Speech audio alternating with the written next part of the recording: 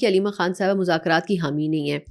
وہ اس گروپ سے تعلق رکھتی ہیں جو کہ مذاکرات چاہتا نہیں ہے. ان کا ایک مطالبہ ہے 1 پوائنٹ ایجنڈا کہ آپ خان صاحب کو باہر لے کے آئیں اور ان کو قومی دھارے میں سیاست کی طرف واپس آنے دیں, لیکن اس کے لیے ضروری ہے کہ وہ اپنے کیسز فیس کریں. ان کا یہ کہنا ہے کہ تمام کے تمام کیسز جو ہیں وہ جعلی ہیں, اس لیے وہ ان کیسز کو فیس کیوں کریں. تو اس لیے ایک ایسا وکشیش سائیکل ہے جو کبھی ختم نہیں ہوگا. اب جہاں تک علیمہ خان صاحبہ کے کیسز کی بات ہے, لیکن بات یہ ہے کہ تقریباً 6 مہینے سے علیمہ خان صاحبہ کو انڈائریکٹلی یہ میسج دیا گیا, بلکہ اب تو پارٹی کے اندر کے لوگ بھی یہ بات کر رہے ہیں پچھلے 5-6 مہینے سے کہ جو انٹرنیشنلی سوشل میڈیا کے اکاؤنٹس ہیں ان سے وہ تمام لینگویج, وہ ورڈ, وہ کانٹیکسٹ جو کہ وہاں پوسٹ کیا جا رہا ہے اس کو اب کنٹرول کرنے کی ضرورت ہے.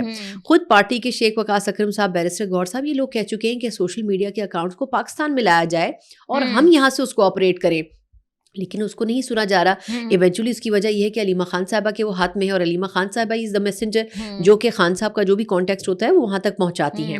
اب مسئلہ یہ ہے کہ اصل جو پاکستان تحریک انصاف اس وقت بیچ منجدھار میں ہے, وہ اگر ایک طرف خان صاحب ہیں تو دوسری طرف اب بنیادی کیریکٹر علیمہ خان صاحبہ ہیں.